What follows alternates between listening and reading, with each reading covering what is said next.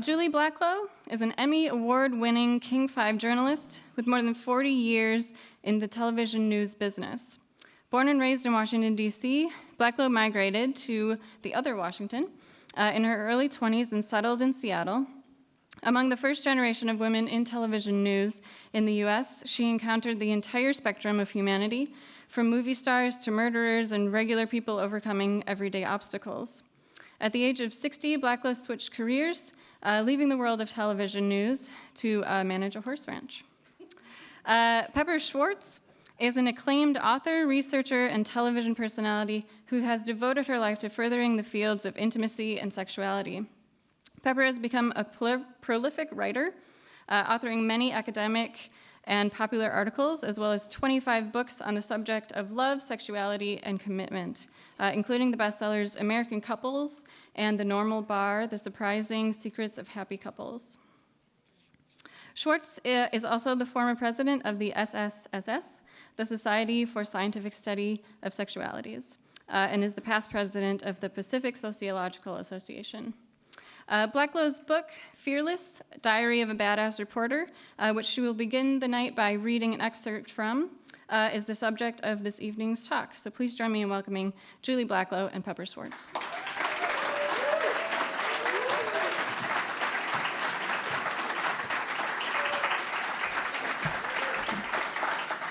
Wow. This is a party. This is great. It's thank you, Candace.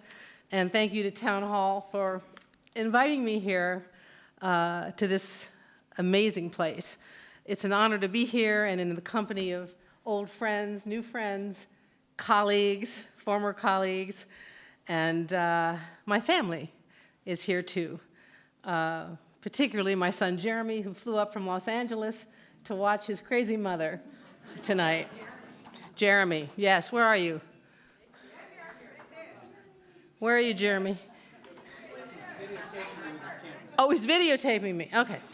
I just have a few remarks. I'm not going to read very much from the book. Some of you have read it. Before I turn myself over to my friend of almost 50 years to share the stage with me tonight. My book, Fearless, Diary of a Badass Reporter, begins at the age on the cover. 5 years old, an adorable, almost innocent child, and ends at the age I am now, a little over 70 years. So many of the stories from the age of 5 until now are chronicled in these pages, and those of you who've read it know I spare nothing. It's pretty raw and honest. I couldn't have done it any other way. And I didn't hold much back, but that, as I said, that was the only way I could write the book.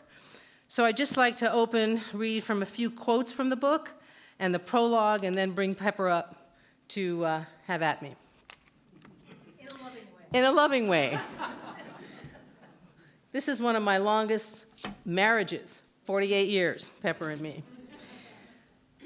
This is from former news director Bob Jordan from King TV. I called everyone I ever worked for and all the people who fired me back in the day to interview them for the book. I needed to know the truth of what happened. But here's what Bob Jordan wrote about me. You were the canary in the coal mine. You railed against consultants and any attention paid to ratings, and hated everyday news you considered roadkill.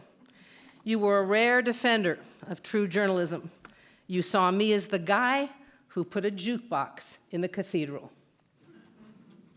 And from my partner, Laddie Kite, who I worked with at King for more than 20 years, he summed me up this way. If she was on fire, she would insist on putting herself out.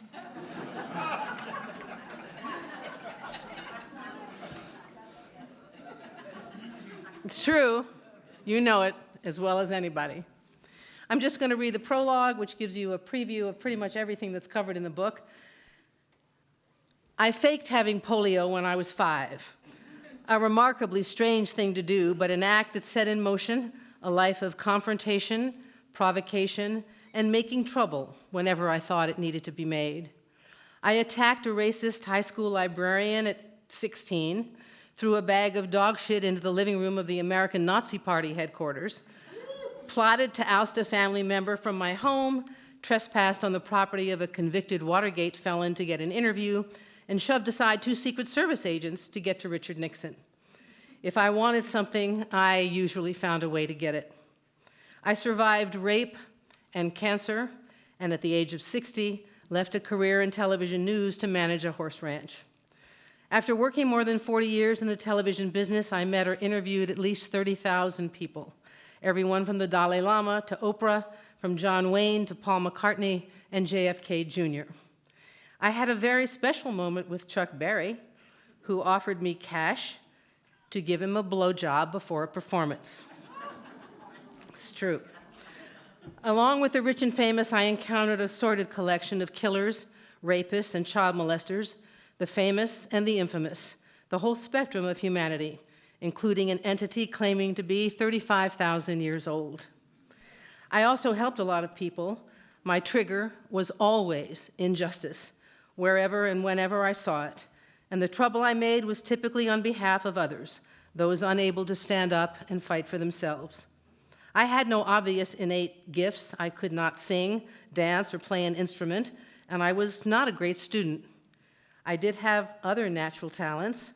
I was born with a big mouth, a brave heart, and no tolerance for taking abuse from anybody. For most of my life, I fought for other people, but for one terrifying year, when I tried to take my own life, I had to fight for myself and battle the television station I loved that fired me, defamed me, and took away my good name and reputation. Along this tumultuous and thrilling journey, I learned how to write and tell a story. As a journalist, I had to remain objective, meaning I should not and could not share my personal thoughts, emotions, or experiences behind the scenes of the stories I covered. On these pages, I am no longer bound by those constraints. Whenever I shared my adventures, people always said, "You really should write a book." Finally, I did. Dr. Schwartz.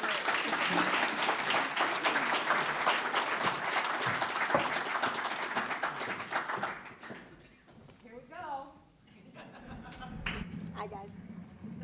So nice to see so many old friends. Yeah. And as Maury was just saying to me a few minutes ago, one of the fascinations of this book is that it's many of our lives. Many of the incidents mark our own passage through time. So it's sort of contemplative to read, as well as, of course, a great insight into you.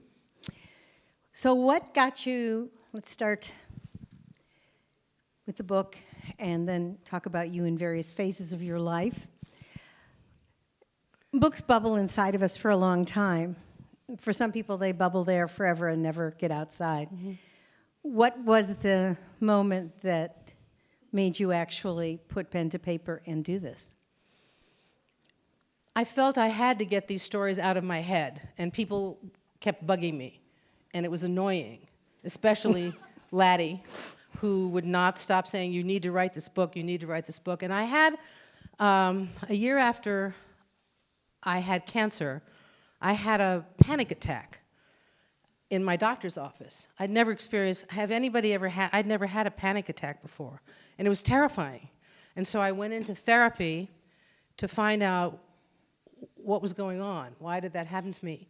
And after about a week or 10 days, it was the book that I needed to finally get written. I was blocking, I was afraid to do it. I didn't want to bring up all these old memories again, but it was very therapeutic and cathartic to finally get it out on paper. So I'm not haunted as much anymore. So that's what the motivation was. Well, you've lived a dramatic and a life that was on the leading edge of feminism in its rebirth in the early 70s.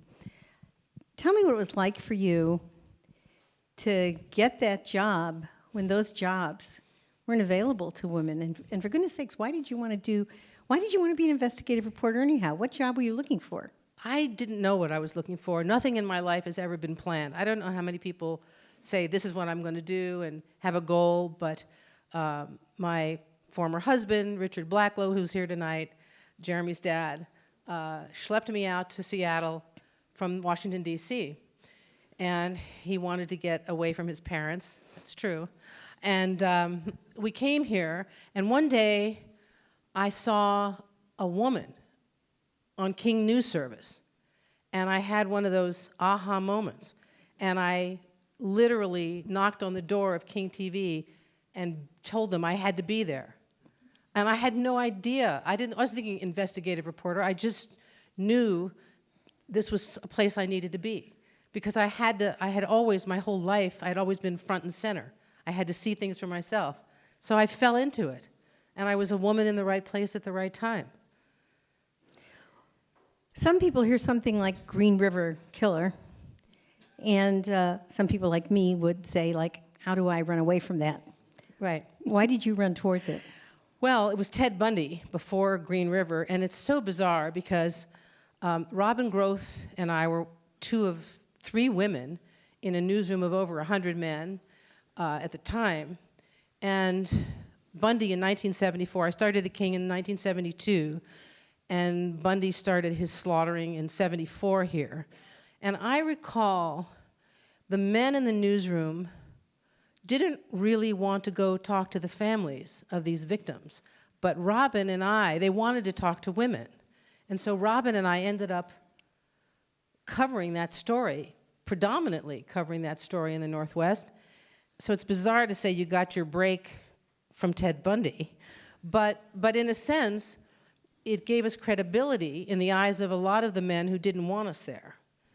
Not some of the gentlemen who are here tonight, who were with me at King in the 70s, but there were some who didn't want us there, but we earned their respect by doing it. So I had no idea what I was getting into.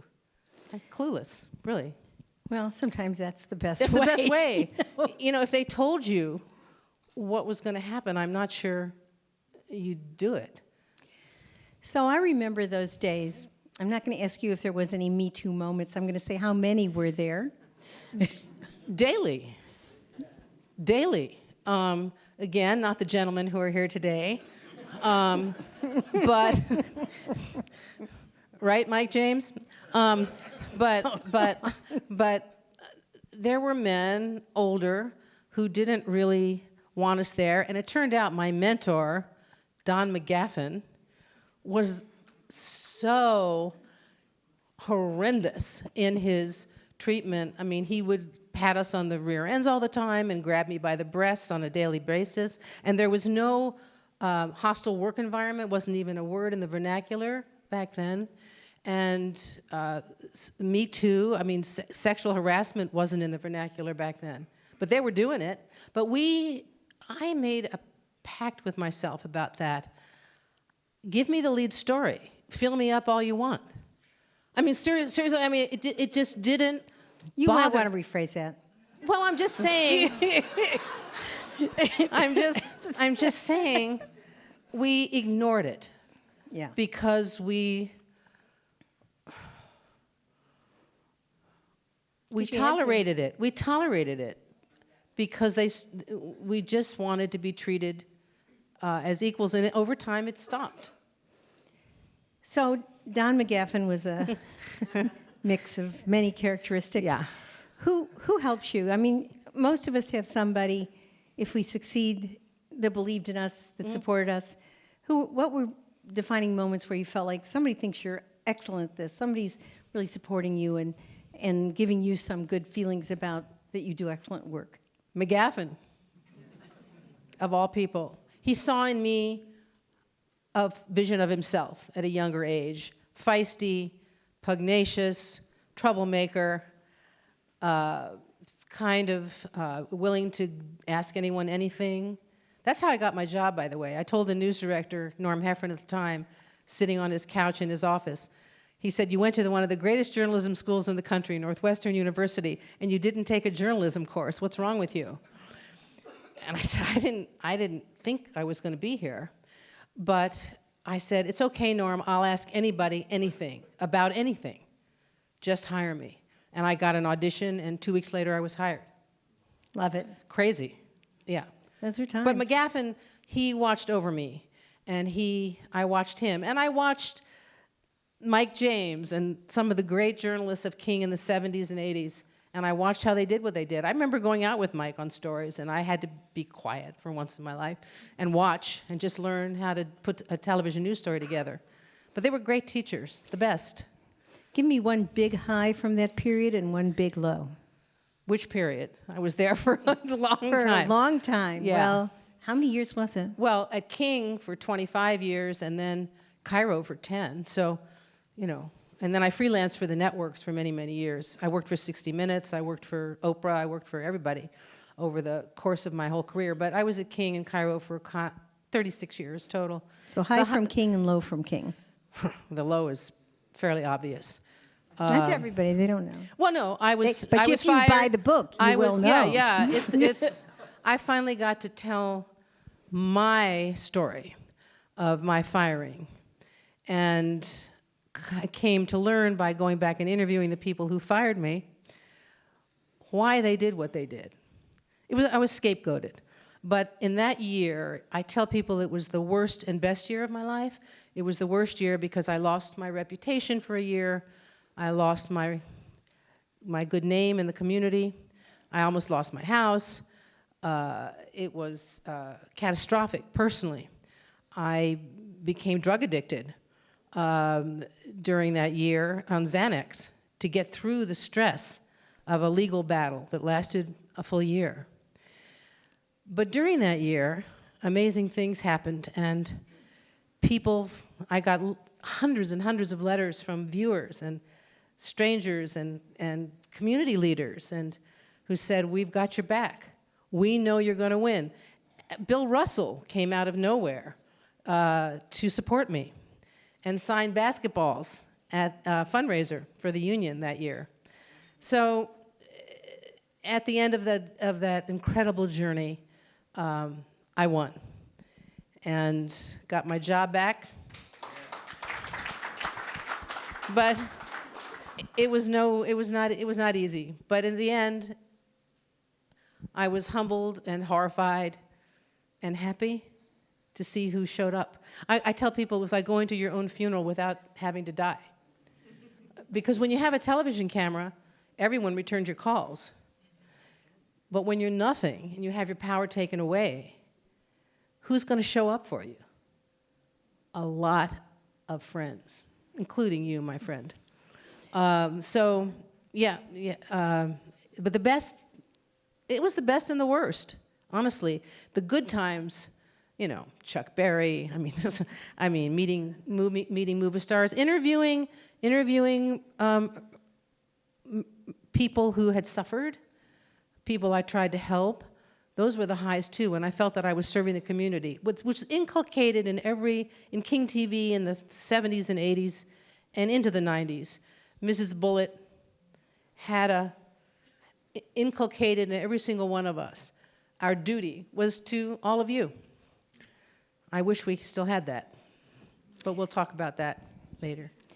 So you make your way in television, both at a national level in many ways and a local level. You have an unjust charge against you, and you win back your job, and you go on to television, another network for a while, and then you decide you have enough.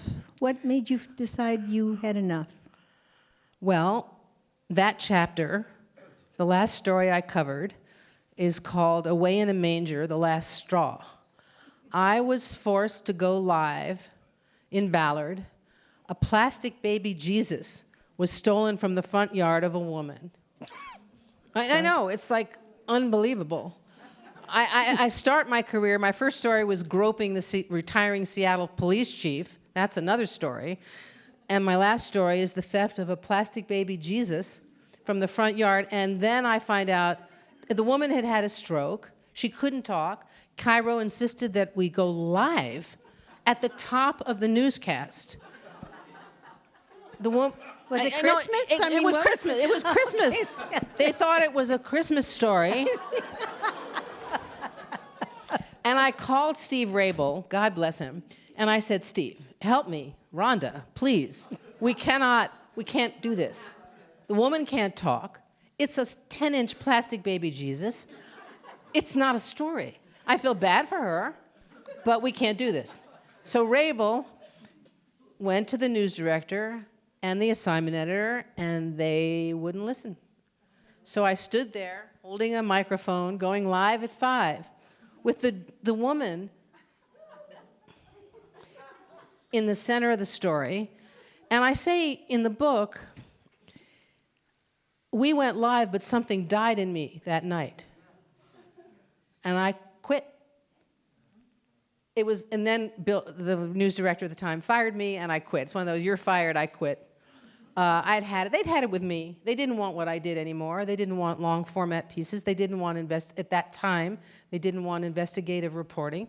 And so I was done. I had a good run. And then I thought, oh God, I need to make money. And I didn't think about that until the next morning I woke up without a job. What am I going to do? And Renfa came to my rescue.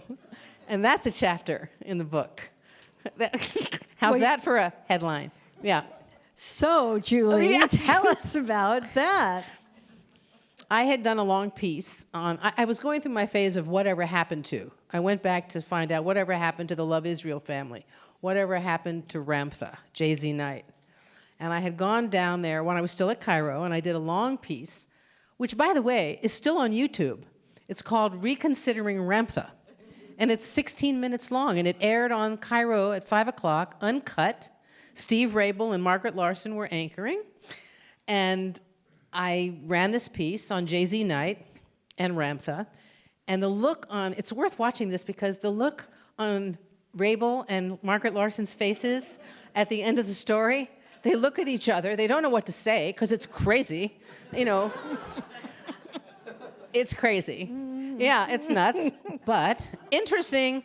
It was interesting, and Rabel and Margaret look at each other, and they kind of, weather's coming up next. And it's on YouTube. It's funny. So Renfa hired me. So I produced some documentaries for Renfa's School of Enlightenment, and that was interesting. And then I worked for the networks and different people until you came into my life in a big way. Okay, so this is the obvious thing after you've done a lot of television is to go run a horse ranch. Yes, that's right? the first. That's the first. I mean, wouldn't anybody? Right? Doesn't everybody do that? So, yeah. want to talk a little bit about that next phase of your life that's also in the book? Well, after September 11th, Pepper knew that I'd loved horses all my life, and I'd never been out to see her ranch in Snoqualmie. So she invited me out for the day, and I went out on a beautiful fall October, blue skies, beautiful.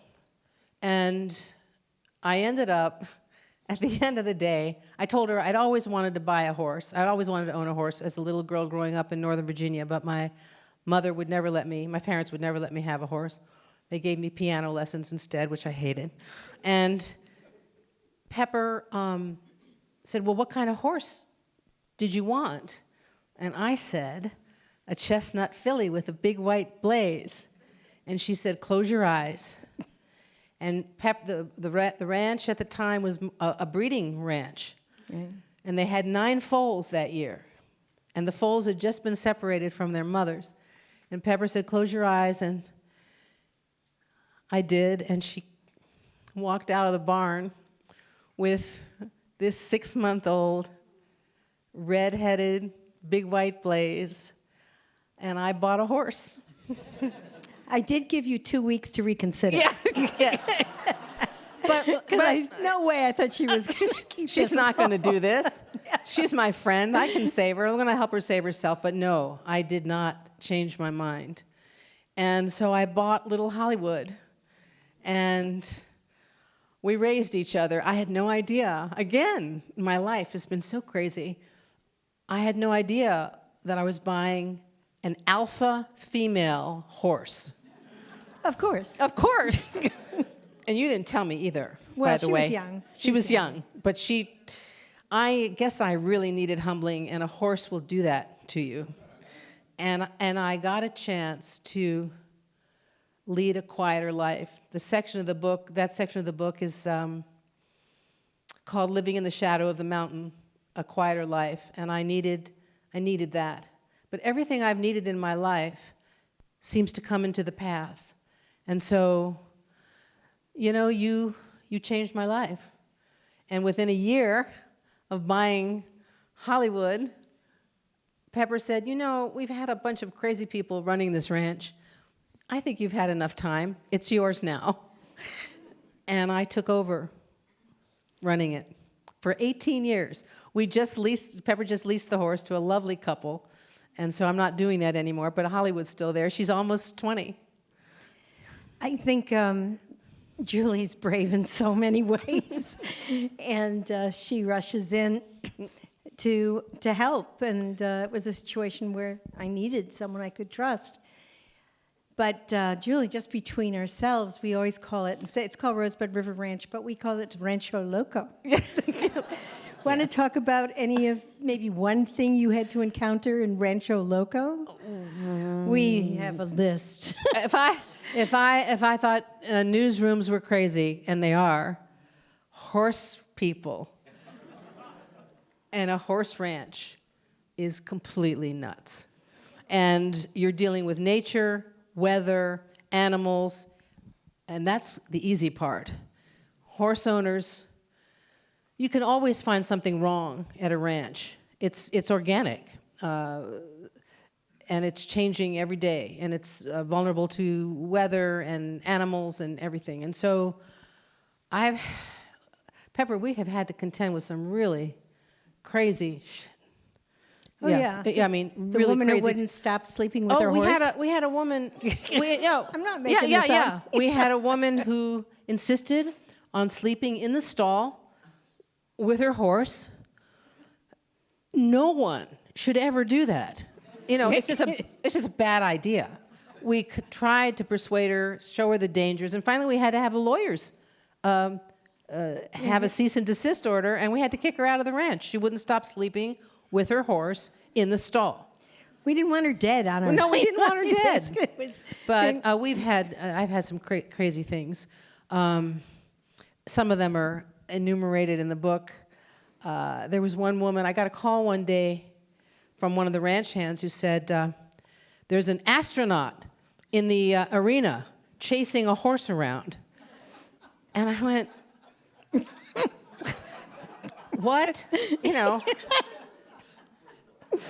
And I said, what are you talking about? She says, well, there's a woman, and she's chasing the horse, and it's an astronaut. Well, these were wonderful Mexican help. They didn't speak English that well, but they, so I had to go out there, and it turns out she was wearing a beekeeper's outfit and chasing the horse with a bee, whatever it is, and trying to, because what we do with the horses is we're always trying to desensitize them, but that's not how you do it. Horses are innately, they're wild animals. Even though we've domesticated them, they're still innately wild animals, and it doesn't, a paper towel crossing the path of a horse can freak it out.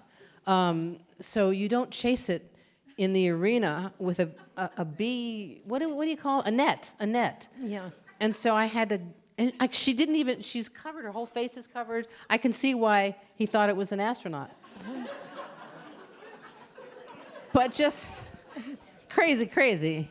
I have many things to atone for in this life, but putting her in these situations is definitely high on the list.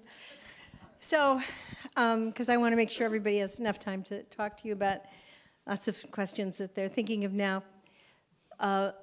Let me ask you this. I know you well, very well. And I know that you're a person who's extremely passionate about life. There's nothing you do that you aren't passionate about, dedicated to, and do things that you think are important, and you treat them as important, and you put your total self in. So now that you have no longer being in your television phase, and you have finally freed yourself from the ranch. Thank you, God. Yeah. And you've put this book out to let it live and teach us all a lot about you and the times you lived in and things that we lived in.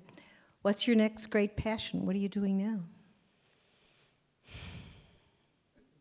Saving our country.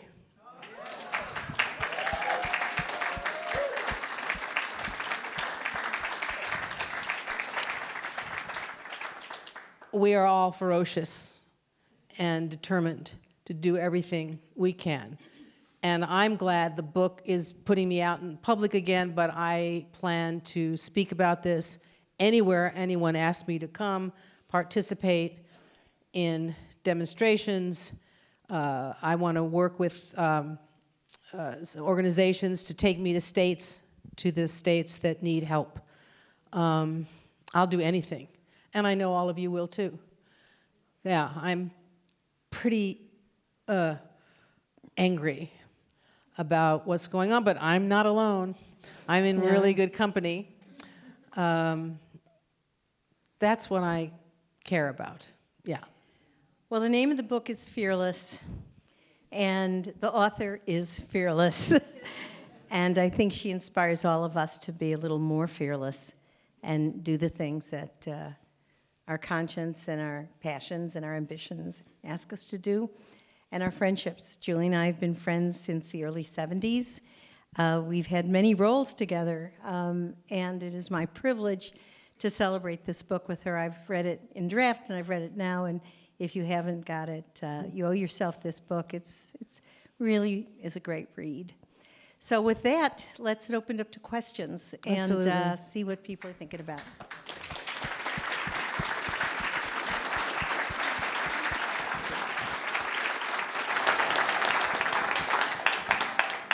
So let's see. I think there's a mic on both mic. sides. Maybe we could lift the lights up a little bit so can we put the we can lights see up? people. Is there a light? Somebody know where the switch is? Candace, are you out there? Okay. Well, we can see you. Yeah, we can see. We can see you. Go ahead. We'll start here then. Okay, Yeah. good. I saw one of your quotes when you left TV news. You said that you left it because it was all Twinkies and no protein. Is that right? Something like that. Yeah, and that's kind of what it's gotten worse. But my question is, I guess you came up during the time of the church committee and COINTELPRO when that first came out in the 1970s. Mm-hmm. I know you were mostly local here. And it's gotten worse today, the infiltration of the CIA into TV news and so forth. I don't know about that. That's what my question was. If you know any, have you had any experience or is any perspective on that you have?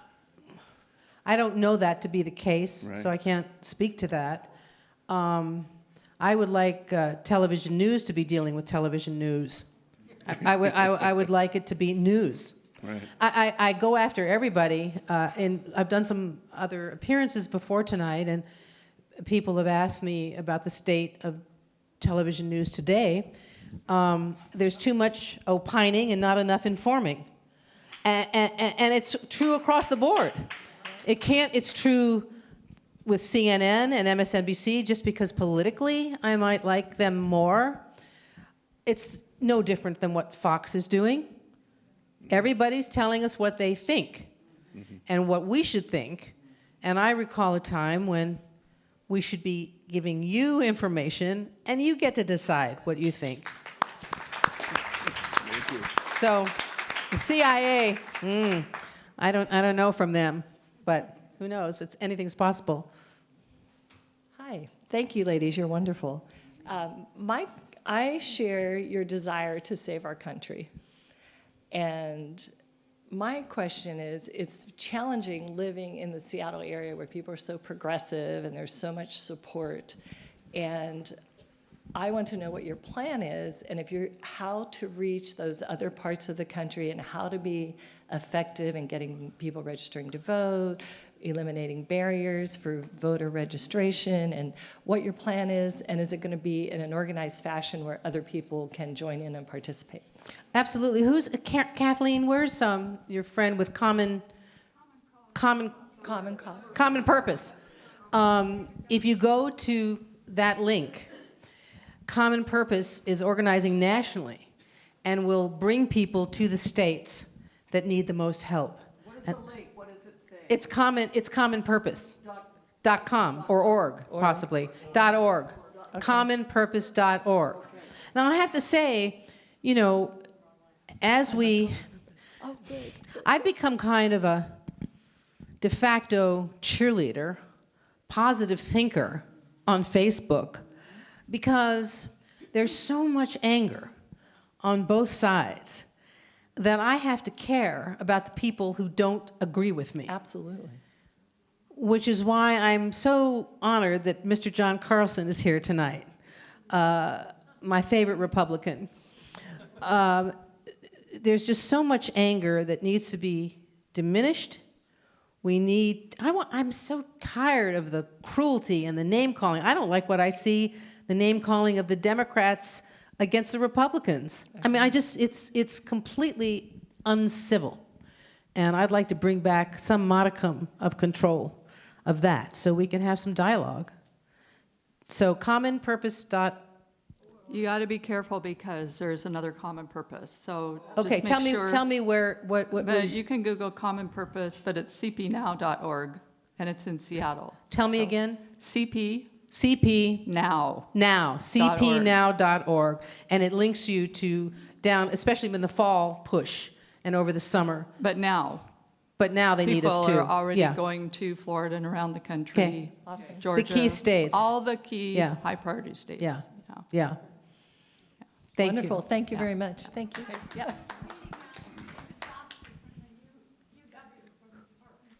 I need some lights in here. I want to be able to see people. There's Kathleen. Kathleen Warren, I have to tell you, I just met her tonight, but I've been a big fan on Facebook. Kathleen has been out there doing alphabet resistance every week. And 3 years, since inauguration morning. God bless you for the work you do. I really appreciate it. Thank you. So I just really actually want to tell a funny story because I just had an experience that reminded me of my young reporting days. And I don't know about you, but when I first started in Seattle, I was terrified every single day for probably 5 years. Because, you know, you're always sent to, you don't know where you're going or anything that might be happening. That's part of the fun. That's part of the fun, is being terrified. Yeah. And being aggressive, obviously, or you wouldn't be in the business. So we are typically on the 50th Street overpass Yes. when we do our protesting. And to take videos, I have to go down to the freeway. And there's a big homeless encampment, there's fences, everything else. But, you know, I'm a former reporter, and I need those videos.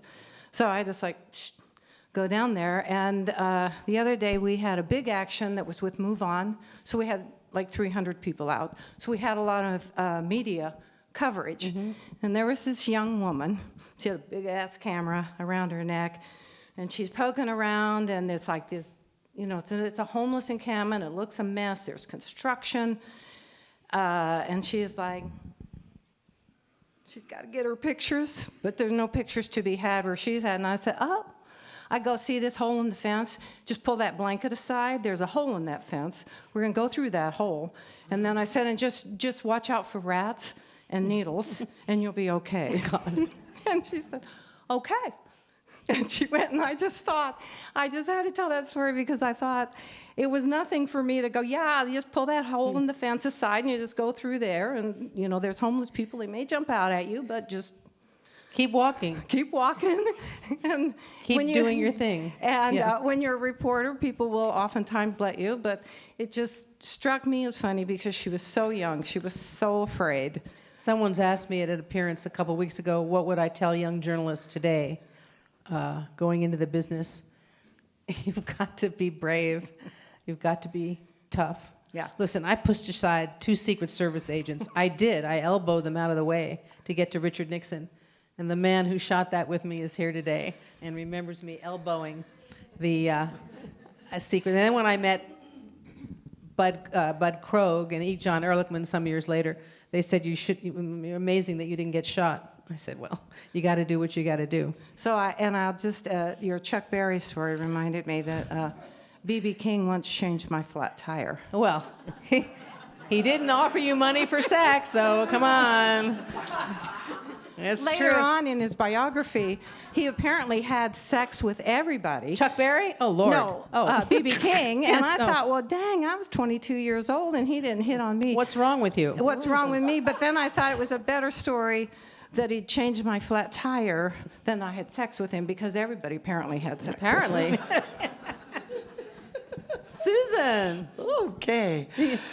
I just want to ask about, back to the book, and your future political career aside, what would you say is your message in writing this book? I know that I sat at the table with you when we all screamed at you. You got to "God write damn the it, book. Write the book. But I know in the process, who do you think you were speaking to? Who was your audience as you wrote this? Who was the message for, and what exactly is your message? It's a great question. I was writing it to me. I was writing it to the little girl on the cover, and the girl who confronted the Nazis, and the girl who got kicked. I got expelled from school for attacking a racist librarian. I was writing it to her, to the wounded girl who got fired, to the cancer survivor. And the message is keep seeking, keep going, keep swimming upstream, though it's hard sometimes. That's the message. There were many times in the book when I came close to death. I was raped in Europe. I write about that fairly bluntly. I tried to kill myself the year I was gone from King. I write about that. But it wasn't my time. And I had cancer, and it wasn't my time yet. So it's not my time yet. So my message is keep seeking. And keep making trouble if it needs to be made. Yes, sir. Oh, Joel Connolly. Oh, my Lord. Oh, God. We're in the big time now. This story has stayed with me now for nearly 50 years. It's the 1972 presidential campaign. Eleanor McGovern, the wife of Lonesome George, the Democratic nominee, is in town. Her husband was giving a speech on Vietnam. McGovern and the women traveling with her had been driven nuts by the type of questions that they were asked. How are the children getting onto this? What type of meal do you make for George before a big rally? This type of thing. Anyway, at the end, after Lonesome George's speech, Gene Anderson interviews Eleanor McGovern. Oh, God. And begins to ask tough questions about Vietnam. And you could see the two of them kind of turning on to this, that McGovern finally had somebody asking serious questions. And she came back hard. And on the way back to the airport, everybody was charged up because this was such a rare interview, or such a rare occasion for Mrs. McGovern.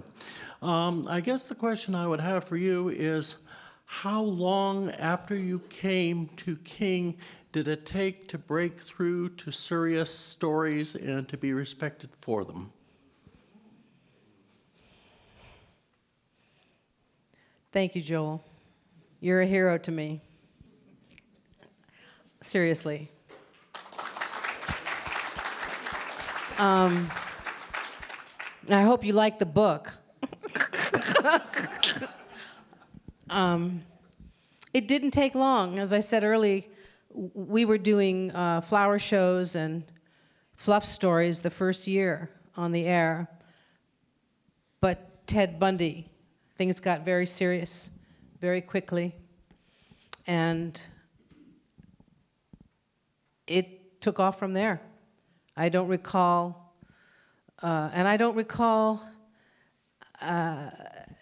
not asking tough questions from that point on. I will say there's some humor in the book, too. There were times when I was so awed by the people I was interviewing that I didn't know what to do. I was speechless in front of the Dalai Lama, and I started to cry when Paul McCartney came out, and was about 10 feet away from me, and I started to cry. And he said, "Are you all right?" And I said, "No, I just need a minute here. I'll be okay." I couldn't speak, but his road manager found out that I was at the first concert in Washington, D.C. in 1964, so I got to go backstage and meet him and Linda. And I was still cowed. I was 16 again. So I want to cite someone in the audience here. Dr. Barbara Schneidman is here. She is a psychiatrist and is quoted at the end of the polio chapter, where I talk about faking having polio to get attention. And I told Barbara that story many times. And I told many of my friends that story, and it was very funny and bizarre. I never told my parents the truth, by the way. But I asked Barbara to weigh in on that behavior, which she does. And she's quoted at the end of that story. And she said it was a very bizarre thing for a child of 5 to do. No child that age should be able to concoct such a thing. But she did say, at a very young age, you learned that you could make things happen. And I guess I kept doing that. Thank you, dear Barbara. Is there? Yeah. Hi. Hi. I love your fearless energy. It is amazing. And you talk about how you can overcome all of these things, and you have overcome so many things. But what's the fire that, give me your inspiration. How do you do this? I was born angry. Really, my parents didn't know what to do with me, because I come from 2 lovely, Jewish, very calm people, you know. And my brother's here somewhere, and my brother grew up with me, and obviously. And so I was just born different, with a level of anger and injustice. It just pissed me off when people were not treated well or fairly. And so that fire has just been burning all my life. All my life. I'm still angry about a lot of things. Injustice, incivility, unkindness, indecency, crazy journalism right now. That upsets me. Someone asked me, who would you interview if you could interview anyone today? Who would you want to interview? I'd like to talk to the journalists. Really, I was watching John, what was the first thing we did when I was on your show? The caucus, Iowa, thank you. And I'm watching that night, getting ready to be with John on his show the next morning, and I'm watching CNN in one of the high schools, going around saying, everybody for Bernie, let's hear it. Everybody for Elizabeth Warren, clap. This is a reporter. What in the hell are they thinking? That's not what we do. It's not what you should do. And it's very disarming, so I'm angry. I'm always angry about something. Joyce. Huh? Joyce. Joycey. Oh, Joyce. My Hi. dear friend Joyce Taylor. Jan's. Hi, Joyce. Hey, Jules. Oh, I have to say, she's so great. And Joyce says, the first day she was at King TV, she says I was the only person who spoke to her. Really? Yeah, it's true. So Unbelievable. It was 30-something years Yeah, ago. yeah. Yeah, it's so interesting because a lot of people probably don't know, and all of the things that you talk about and share with other people, that we all have mentors, people who come into our lives, right, and are so significant. And how long have you been out of TV? You were at Cairo with me, and then you've been out for so long. But Julie's been a rock since the first day I walked into King TV, because you were the only one who said, come over here. Your desk is going to be right here. Took me under her wing, and I made a lot of mistakes back then too. But We all do. Yeah. Still. No, you don't. Have been a mentor for so many years and a really dear friend. A lot of people don't know, too, the story of the rattle when you were a little baby. Oh, the which rattle. Is so great. But we don't have to go into that. I have a question. No. The rattle is a great story. When Jeremy Blacklow was born, at his bris at our house, Mrs. Bullitt came to the house and gave me her children's silver rattle, which I kept as a treasure for many, many years. And I gave it to Joyce. When I had my first baby. Yeah. I know, isn't that special? Really, I cherish that. So, but here's my question. So we're in a really interesting time because as a journalist, which I think there's more protein than Twinkies, I'm just going to say. More protein? When you're perceived by so many as the enemy of the state, and you're trying to get to the truth, but really to tell people the truth, they don't really want to hear the truth. It used to be, if things weren't true, a lie is a lie, an untruth is an untruth. You could call it what it was. But we're in a time where people don't really, I think, necessarily want to hear the truth. And if you tell the truth, you're partisan, or you're biased, or you're facts, liberal, or you're whatever it is. So I just feel like we're in such an interesting and different time in journalism. So if you were in journalism today, what would you do differently? Well, they wouldn't let me in. Come on. What would you advise I have said, someone like me who's been in journalism for so many years, but now we're in the time of Twitter and Facebook and people who are anonymous and say whatever they want to. And everyone's a reporter. Yeah, and they can't tell the difference between fake news and real news and what is true and what is not. And the truth, when it's staring them in the face, they prefer to not believe what they see, but what they hear. We're in a really crazy time when it comes to telling Joyce. The truth. Right? There are different sets of facts, but there's no such thing as alternative facts. Right. Thank you. Right. But there are no versions of the truth, but there are different perceptions, and everything is now based on, perception. And I think here in the Northwest, come on, we're in a very different place in the country. In Washington State and Seattle in particular, they're pretty smart people. They know how to discern the difference. Some people don't want to know. I think as I said, the young lady who just asked the question about your motivation. Yeah, I mean, about what's your motivation. They have to stay angry. You have to keep doing your work. You just have to keep putting one foot in front of the other.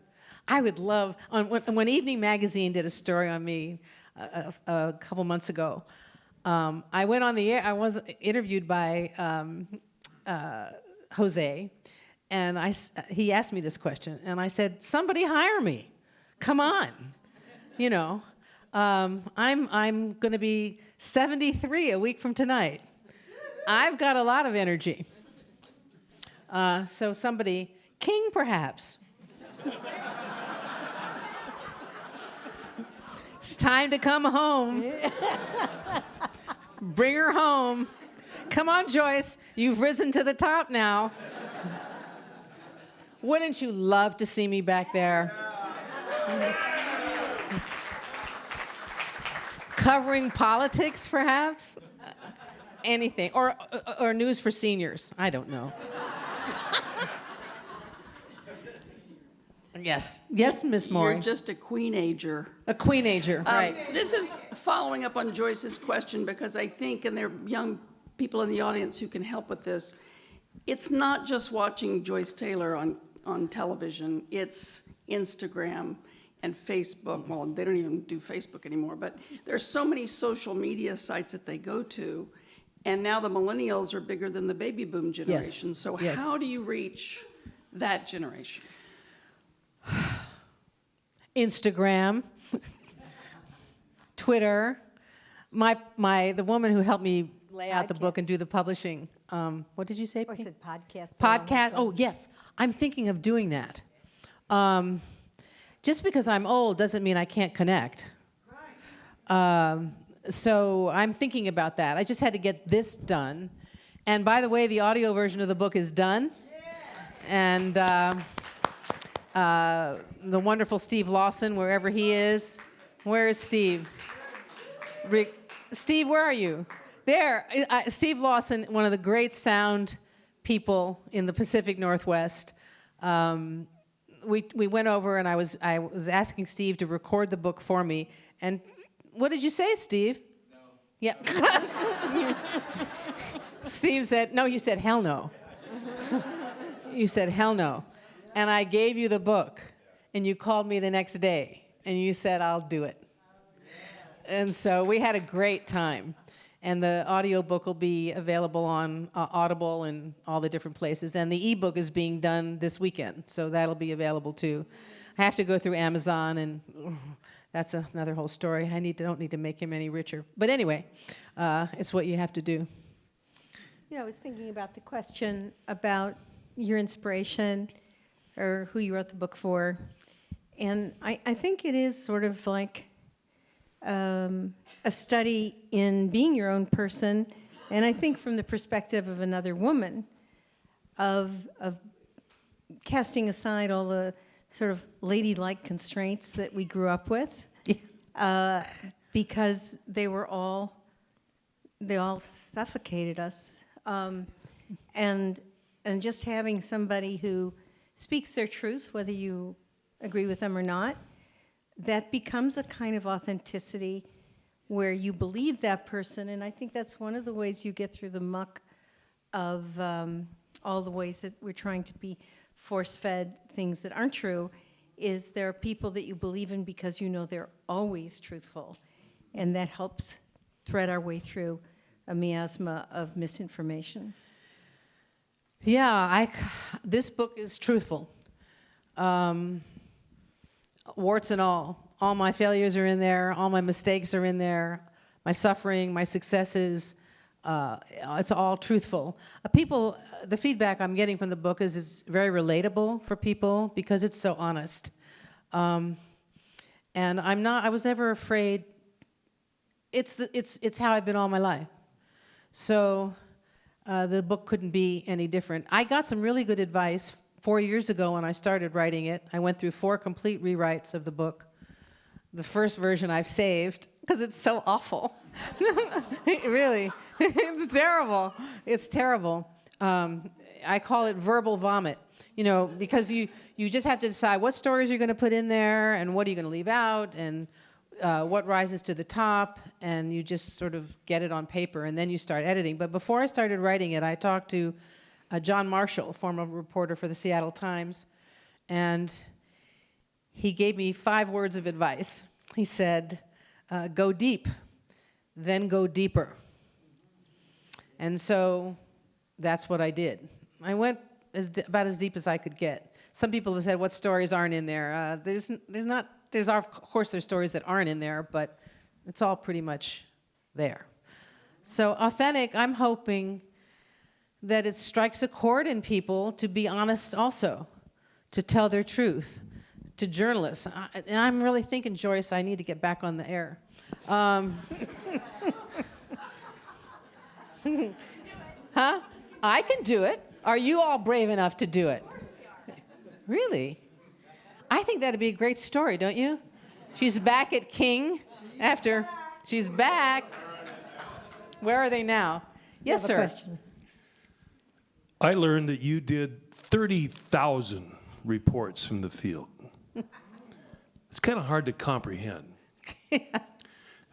And of 30,000 reports, Julie, could you tell me the percentage of those that you wanted to do and those that you had to do?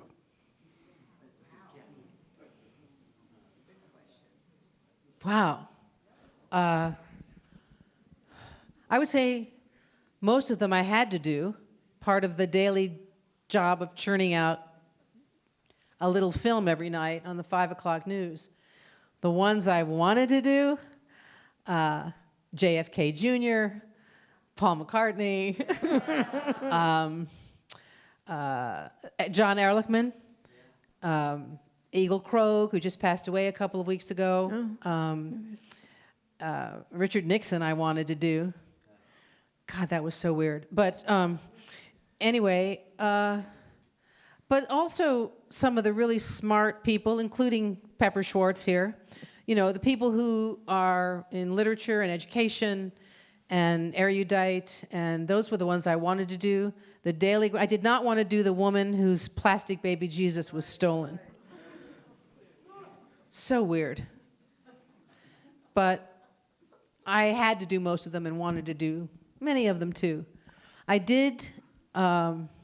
wanted to interview some of the murders. There are 5 crime stories. They're very difficult to read and were difficult to cover in the book. I chose the crime stories that are in here because of the national repercussions.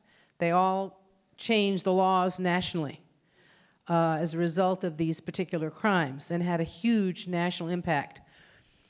But I ran away from interviewing the Goldmarks killer.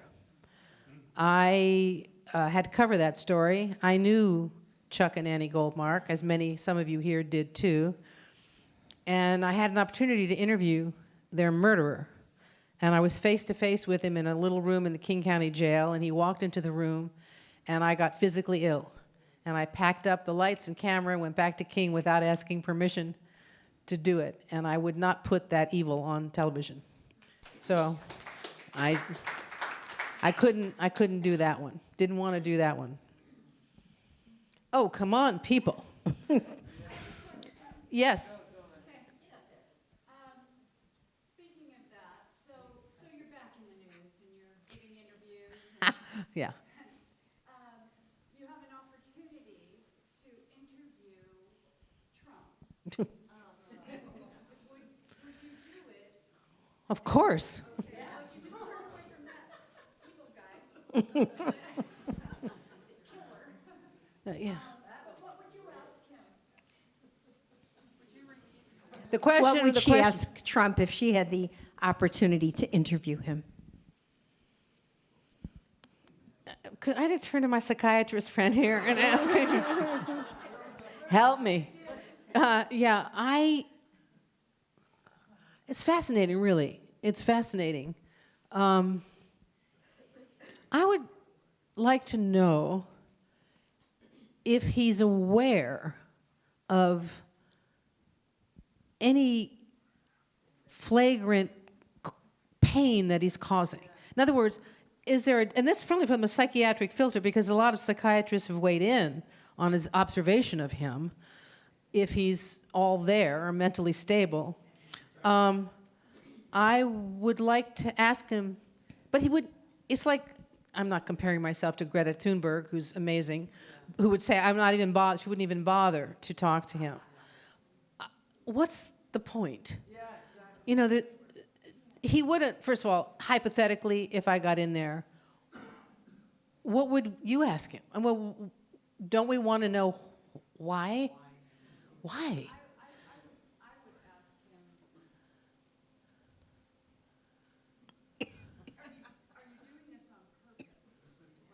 Oh, yes, of course.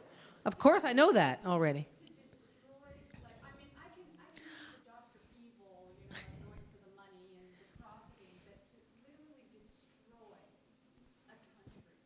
I don't have to say this. This may not be popular. I don't think he has that power in and of himself. It's in concert with a real convergence of people who are behind him. He is not just possibly a puppet of the Russian government. I don't know that. I don't have verification of that as a journalist. I haven't yet seen the full proof of it. But it's in this country. I'm stunned by the divisions in this country. I think the Civil War hasn't ended in this country. So what's at the core of it? Is it to keep his evangelical base? Is it to...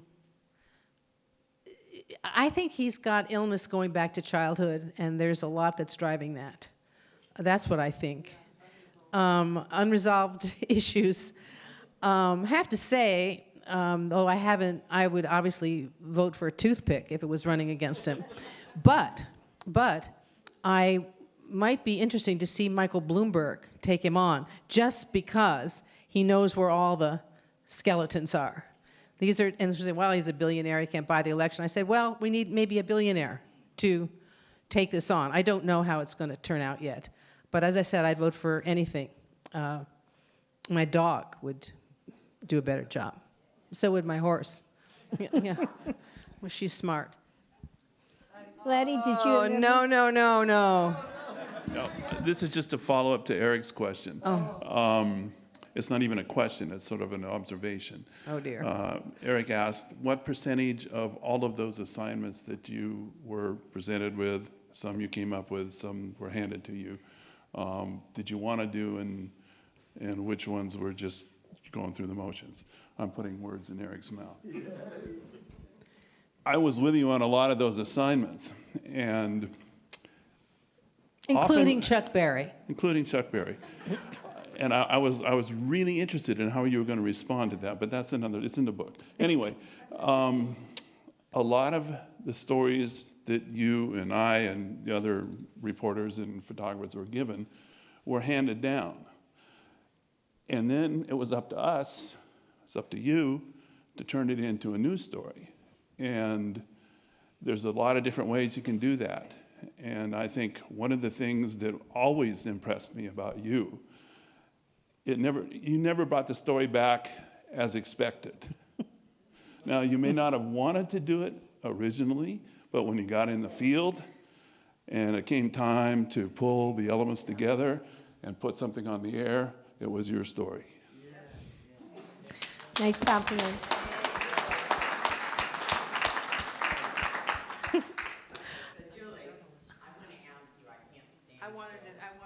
Go ahead, honey. No. I'll deal with Laddie later. Yeah. Yeah. Okay, so you were a Paul girl. I was a what? A Paul girl. Oh, a Paul McCartney. I heard you say call girl. Not my profession. No. Some other Julie. Some other Julie, yeah. Right. I know you weren't religious, but how did Judaism inform all of what you did in your approach to life? Well, Or did it? Only in the sense that I'm very much more an agnostic now and more Buddhist than anything else. I think organized religion is the scourge of the world, personally. I was raised by a wonderful Jewish family in Washington, D.C. area. I married a wonderful Jewish man, but the ethos and culture of Judaism, of non-judgmental, a liberal look at life, loving people, not judging people by the color of their skin, only the content of their character, was taught to me from a very young age. So that's part of the Jewish culture.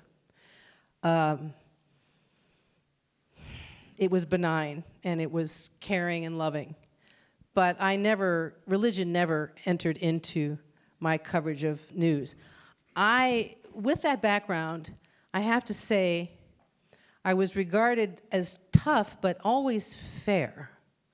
And I was sent to cover Richard Butler, the Aryan nations. When there was a pro-life story, they sent me to cover it because I was able to be fair, because I was taught that was how you're supposed to be from the time as a very young little girl onto my adult life. So I was a good listener and fair. And the pro-life movement asked for me many times, even though I was pro-choice. And they knew that about me. It never came across in the story, nor should it have. My friends knew that. But I was fair. I listened. And there was civility in covering those stories over the years, even with the Nazis. Most difficult, challenging. But Judaism was never part of my professional life. Yeah, it was how I was raised, to be a decent human being. Although my parents I was thinking, why is she angry all the time? You know, it was tough. My father, when I moved them out here in 1980 to help me raise my son, because I was busy with my career, and my father took great pride in my notoriety, and my mother hated it. Julie Blacklow, oh, I don't know her. No, she's not. My daddy he loved all my controversy. He loved it. So anyway, yes, sir. Oh, Michael Withy, Hi, great Julie. attorney, great attorney. Well, thank you so Yes. much. I'm so glad you wrote this book. I'm through the high school years, and it started breaking my heart about, you know, how incredibly dedicated you were to justice at a very early age. And, you know, other than, I think, eventually Joyce, you've covered more of my cases than almost anybody at King. I think Joyce and I had a little, you know, I was able to do a legal analysis for her. But when we kind of started in the 70s doing these radical cases, we always wanted to get Julie Blacklow. We wrote our press release to try to get Julie Blacklow. We had the most outrageous statements in the world about how evil the other side was, the Washington State Penitentiary, when we brought the class action, all those cases. But I didn't buy it. Yeah, no, you didn't. That's why we wanted you. Oh. Can I tell you something? Because everybody would come up to me and says, why do you want to have Julie Blacklow cover your story? And it was very simple. You saw the justice in it. And thank you for that.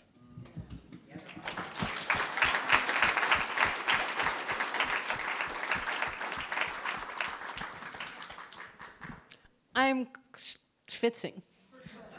Verklempt. Verklempt. Thank you, Michael. Oh, gosh. Oh, Jeremy. turn. Jeremy Blacklow. I figured if Laddie got his shot, I should ask something as well. So with all of these stories, at the end of the day, you came home. Yes, and you were there. And you had to compartmentalize what you experienced as a reporter covering the city of Seattle versus being mom. How did you do that? You tell me. You did a great job.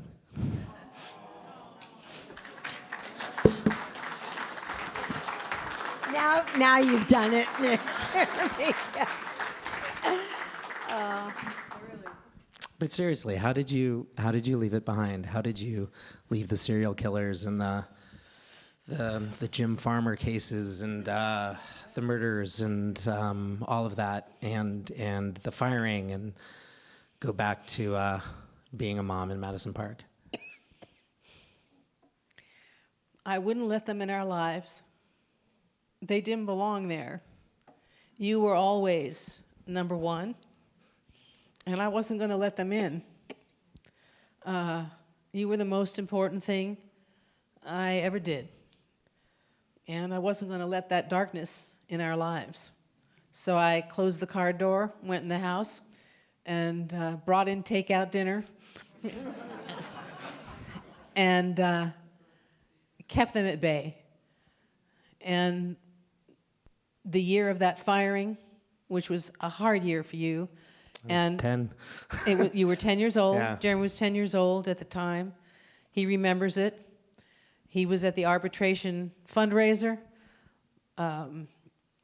And I had to tell him, I didn't want him to read it in the book, about the attempted suicide. He was up at Camp Orkila. I was alone at home. And God bless Linda Ferris, came to my house unexpectedly and saved my life. And I had to tell Jeremy about that. But I just wasn't going to let that touch you. I wasn't going to let that touch you. And I left it outside. And it thrills me to see you standing here tonight.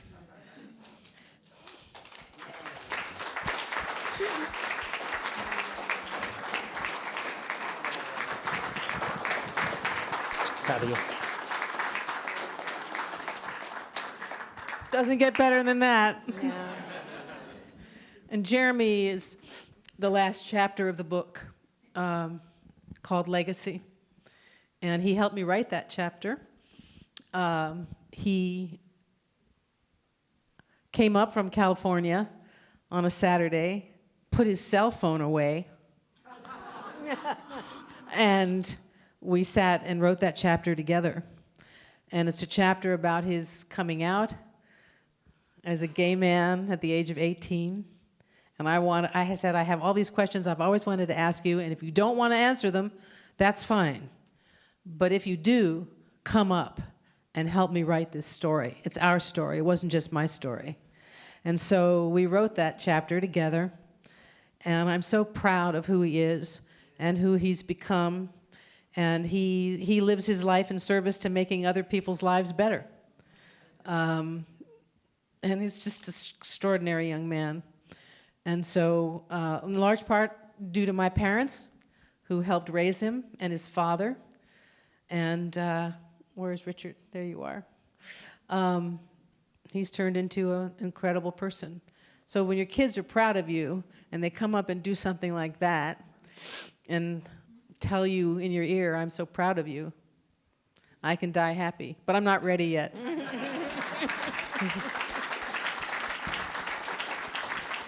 I'm not my time yet. To Laddie, what were you talking about? What were you saying about your question that I don't think I... You made it your own. Right. Well, that's high praise from the photographers. There were about 6 or 7 photographers at King who were willing to work with me. It wasn't easy. I mean, because I'm always causing trouble wherever I went. And so, but the women and men who worked with me, we always had a great time, and we collaborated. It wasn't just me. They were the best in the business, and at Cairo too. They were the best in the business. And I have to say, in thinking about these questions, about stories you wanted to cover and stories you were given to you, I self-assigned almost everything I did. I wasn't content to be told what to do.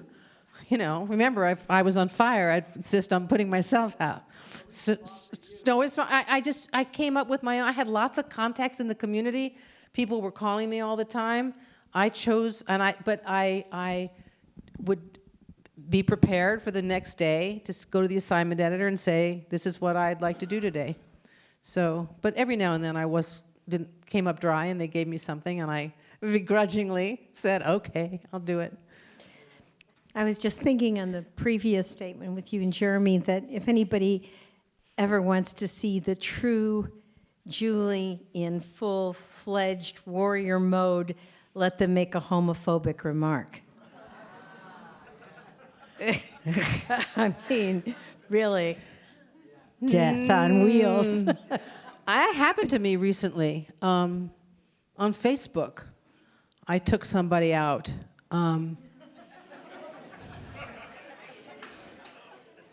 No, or a racist remark, or anything. And you too, my friend. You know, we are all the same. We bleed red. The skin color. Love is love is love. And it infuriates me to see discrimination for anyone, against anyone, for any reason. So no, don't say any anti-gay stuff to me. You know, there was a question about, you know, how one's religion affects them. And I do think that even though I'm like you, I'm not formally religious, there is something about being in a minority religion, in a outsider agenda for a long time. I think being marginalized in any way does help you think about injustice earlier. Right. And I think that what I think is really wonderful and what I admire is that when people say what they think as opposed to just think what they think, which you do, which you get it out there. And I think one reason that you were such a popular and well-known reporter is because you spoke for so many people that didn't have the opportunity, and you were admired for your frankness and your going for the story and getting the humanity out of that story. That's a wonderful phrase you just said, getting the humanity. People have asked me how I covered the dark stories that I covered, and you mentioned earlier going into the darkness. I always tried to find the humanity in every person I interviewed. It was easy to find it in Oprah, you know, or Paul McCartney, or JFK Jr., or the Dalai Lama, who I couldn't think enough to ask a question to. You know, I was so stupefied by meeting him. But I always looked for the humanity, even with the dark stories that I did. The murderers that I interviewed. I remember being at a prison where I did a documentary on child molestation. And there was a circle of maybe 30 child molesters in a group therapy session, and they let me sit in the middle with a camera and interview all these men. And I was able to, I thought they all looked like somebody's grandfather or father. I mean, they didn't look like monsters. But I remember trying to find some element of humanity, because I think it's complicated. I think all of us, as I say in the epilogue to the book, all of us have a little evil in us. Most of us overcome it most of the time.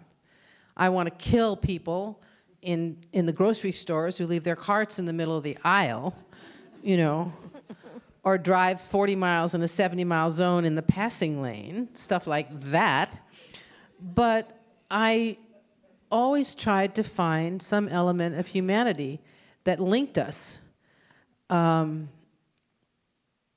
as human beings. It's not always easy. It's not always easy. But in any case, I looked for that. We're more alike than we are different. Are we done? So we just have one more question. I think this should be our last because we're at just about 9 o'clock. Okay. Oh, Mr. Hi, Carlson. Oh, my favorite Republican. Yes. And it's actually a media question, and that is, have you ever gone to interview somebody or a representative of an organization, and you had one frame of mind about this person, one opinion, one attitude going in, and afterwards you changed your mind? Yes. The pro-life people. Those against abortion. I must have interviewed them a dozen times. And I found that I admired their passion for what they believed in. And I respected it, even though I disagreed with their belief system. I liked them. I liked them.